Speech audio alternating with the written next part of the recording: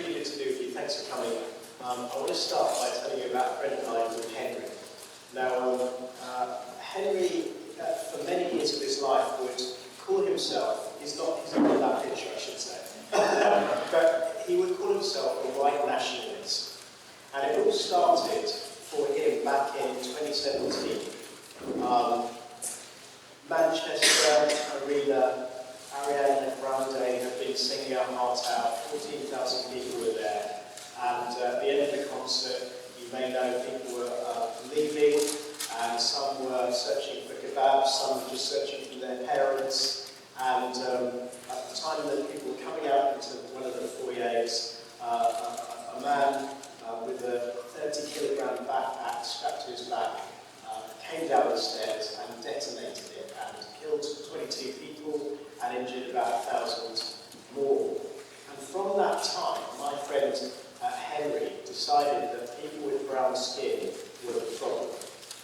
He didn't want to be anywhere near them, and in fact, he didn't want them to be anywhere, and he would campaign along those lines. So that was my friend Henry. And on the other hand, just a little bit about me. I grew up in the wake of the murder of someone called Stephen Lawrence. This happened a long time ago, back in 1993.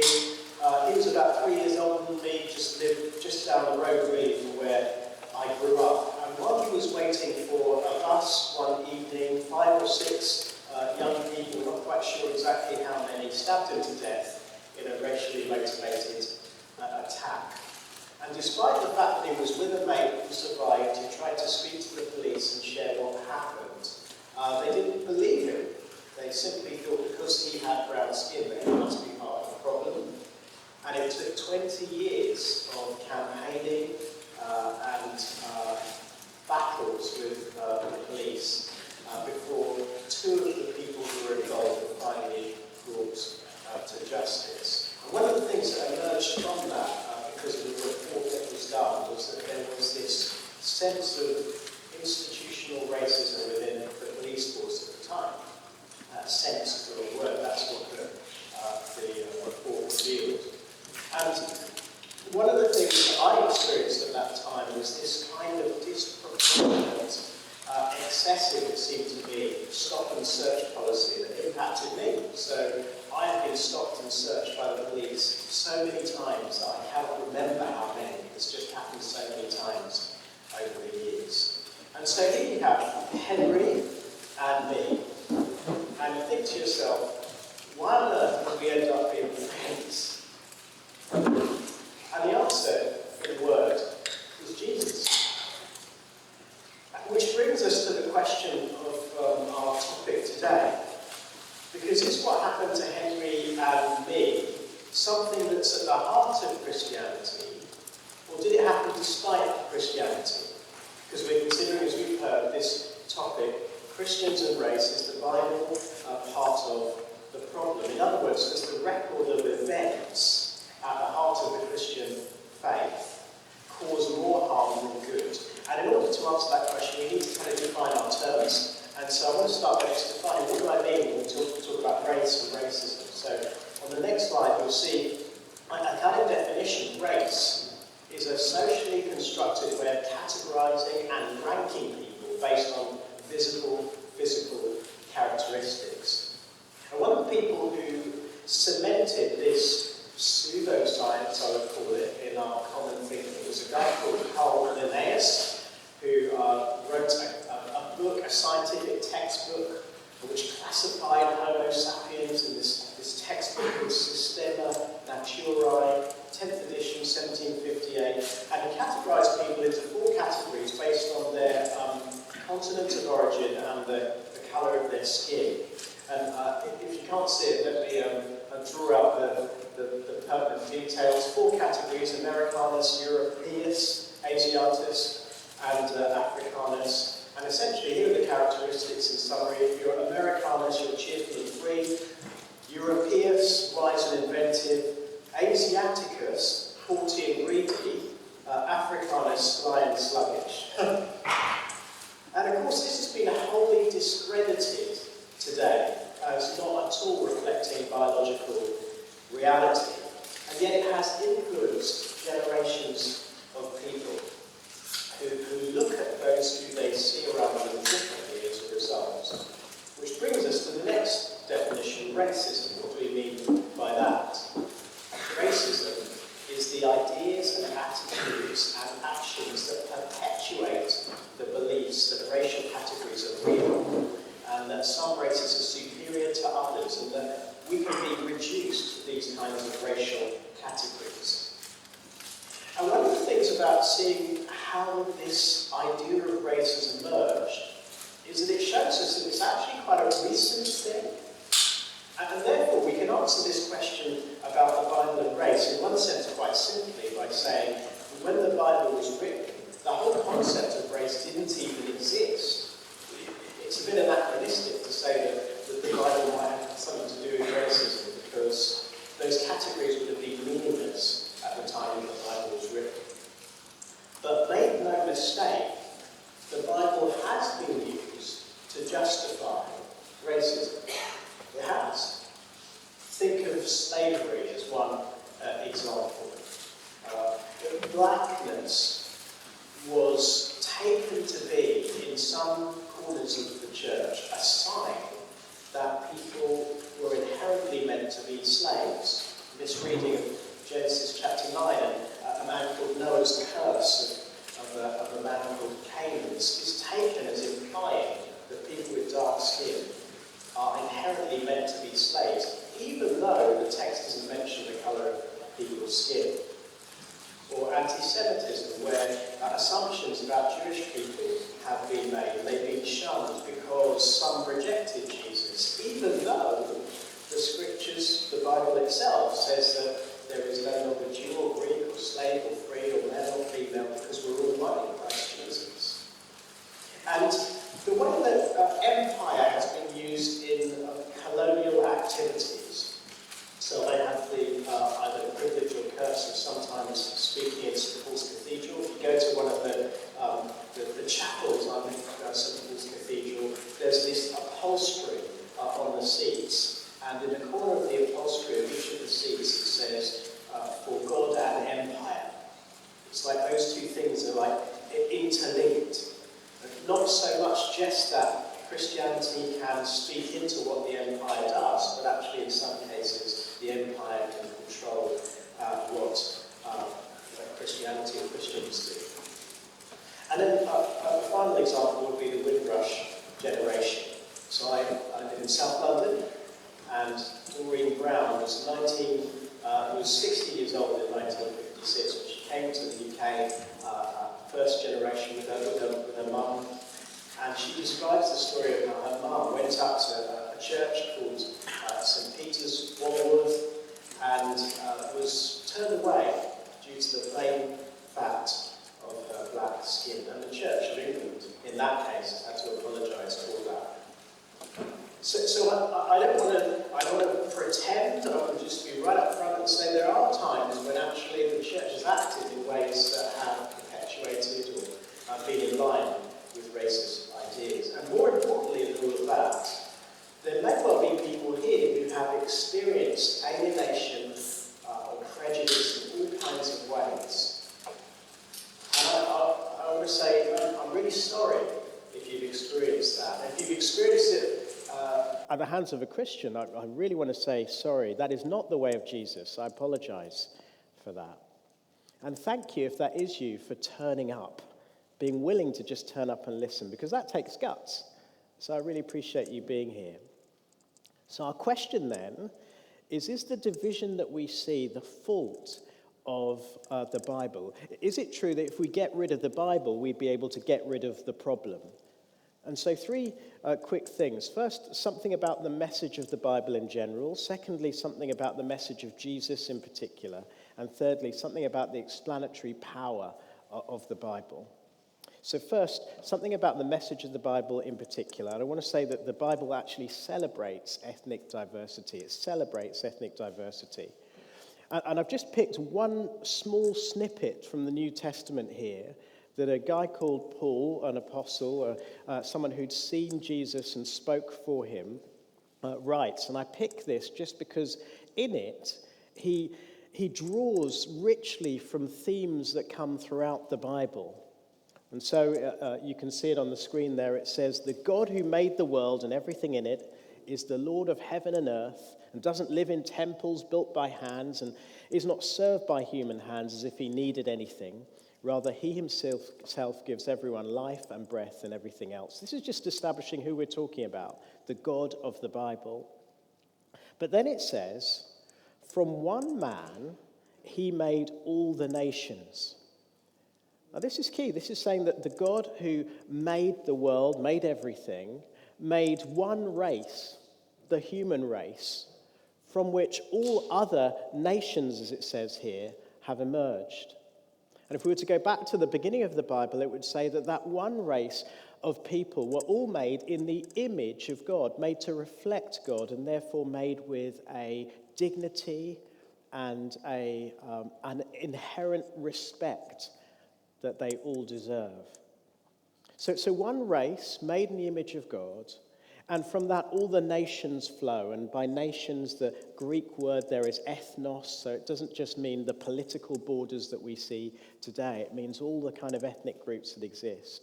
And it says here then that God did that intentionally. It's not by accident that we have that diversity. God intended it, just as he is a God of unity and diversity, as one God in three persons, so he's made us to be the same. And then towards the end of this bit of the Bible, it says that God did this so that they would seek him and perhaps reach out for him and find him. So the thing here is that God has not only made a diverse people, but his intention is that they would actually come together and know him. That there'll be something beautiful about the unity within diversity that creates. And that's why today, Christianity is the most diverse belief system in the world, with roughly equal numbers of Christians living in Europe and Latin America and Africa, and a rapidly growing church in Asia. It's why the historian Tom Holland could write this quote in the New Statesman: "Even as belief in God seems to fade across the West, the countries that were once collectively known as Christendom continue to bear the stamp of the 2 millennia old revolution that Christianity represents. It's the principal reason why, by and large, most of us who live in post-Christian societies still take for granted that it is nobler to suffer than to inflict suffering. It is why, here it comes, we generally assume that every human life is of equal value.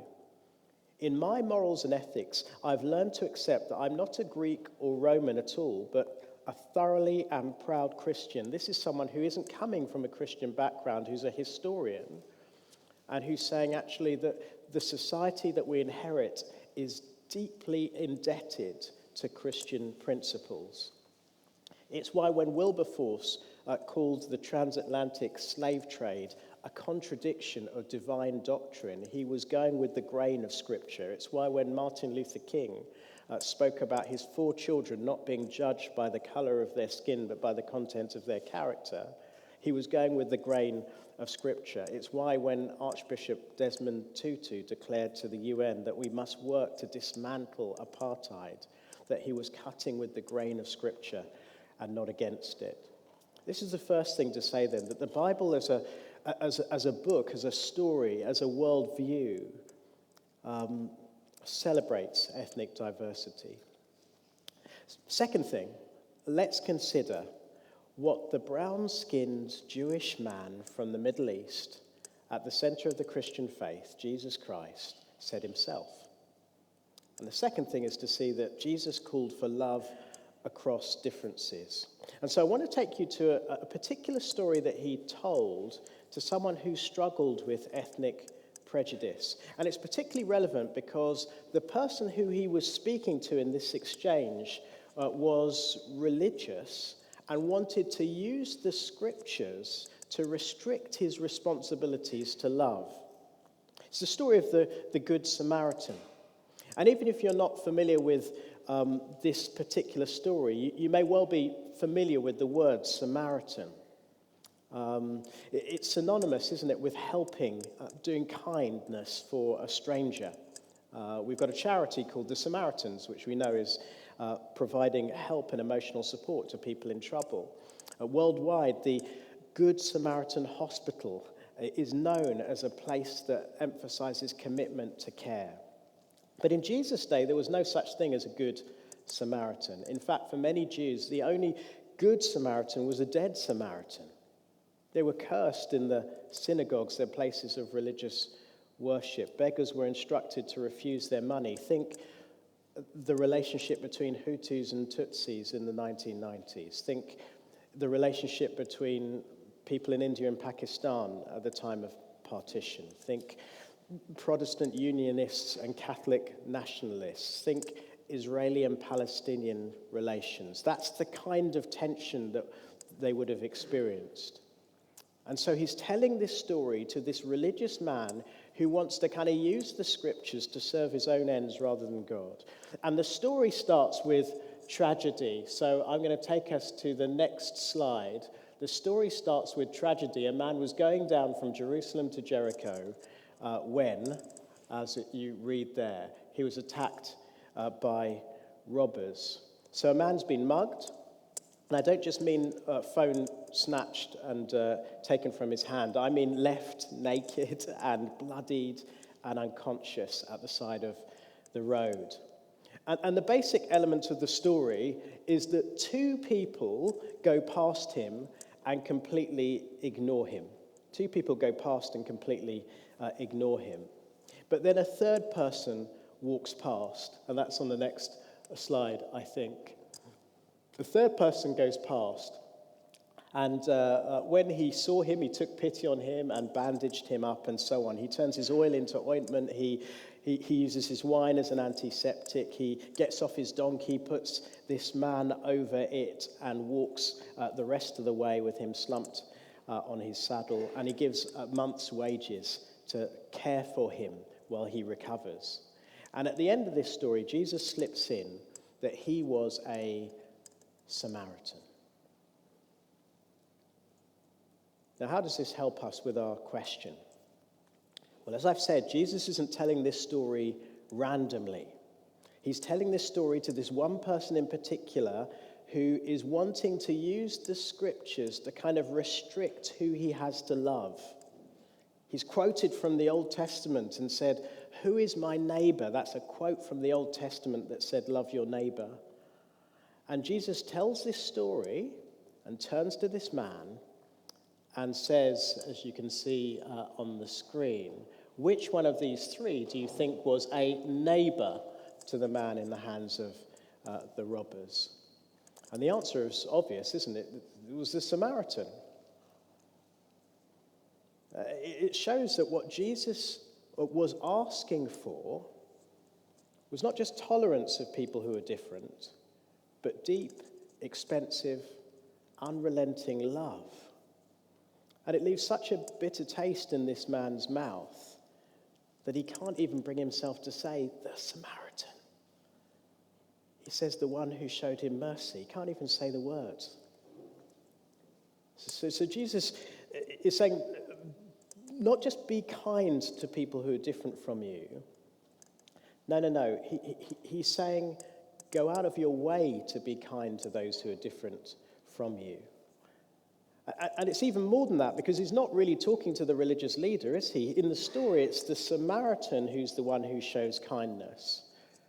So he's saying, look, don't make assumptions about who may show mercy and love to you, because to do so is to miss out on life-enriching blessing. Bottom line, for Jesus, there is no place for racism, because our love isn't limited to our skin color or our postcode.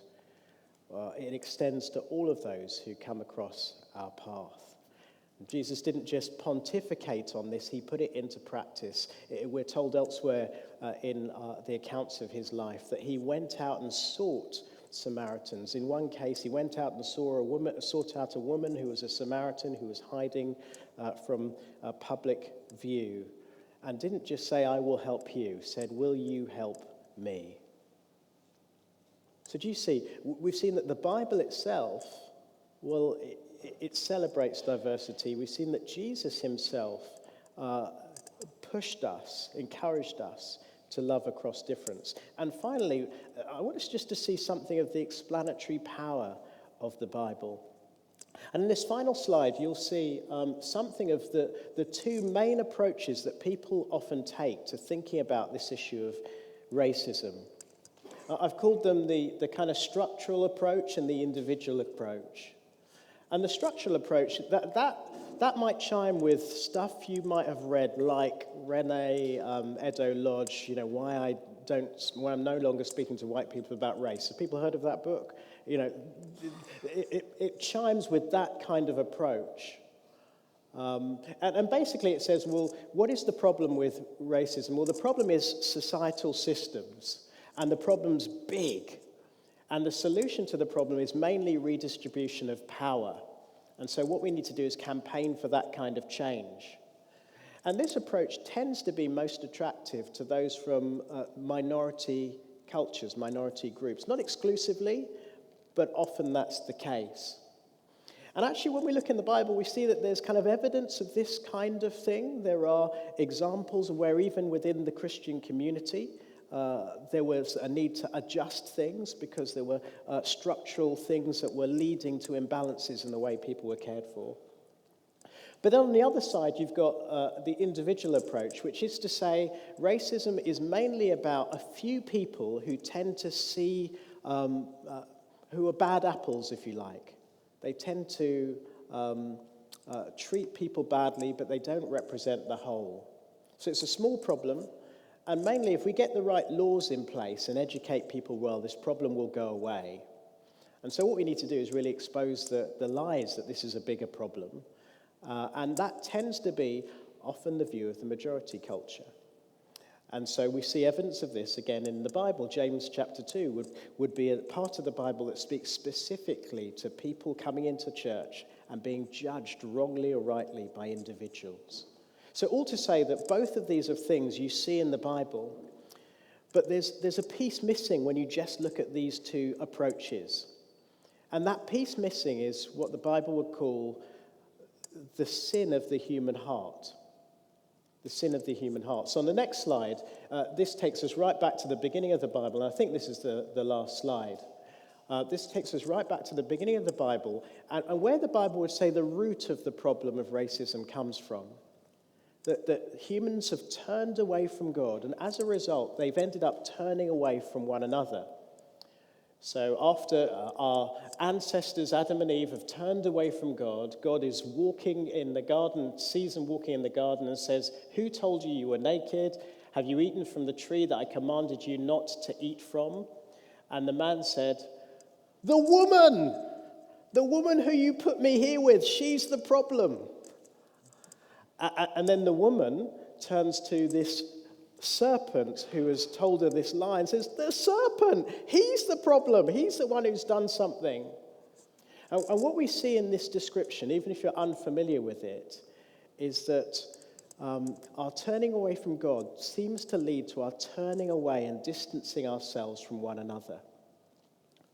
And so when we think about, going back one slide, to these different approaches to racism, we see that actually for both approaches, we need to put the lens of sin, of the way that we turn away from God and so turn away from one another into the picture.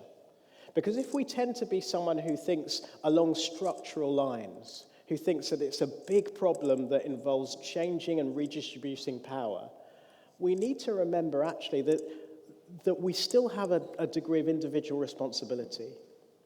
And that's what the lens of our sin gives us, and we need to take that into account. But if we're on the other side and we tend to think of it as an individual small problem, the lens of human sin gives us the perspective that we may be missing, that there are bigger things that we need to take account of. And so just an insight into the way that the Bible can help us to navigate between these polar opposite ways of thinking about racism and see a way through, a way to see that actually if we think about human sin, It can help us to get balance between two approaches that don't always seem to align. Ask me questions about that afterwards if you'd like. I want to take us back as we finish, though, to Henry and myself and the question of what made the difference.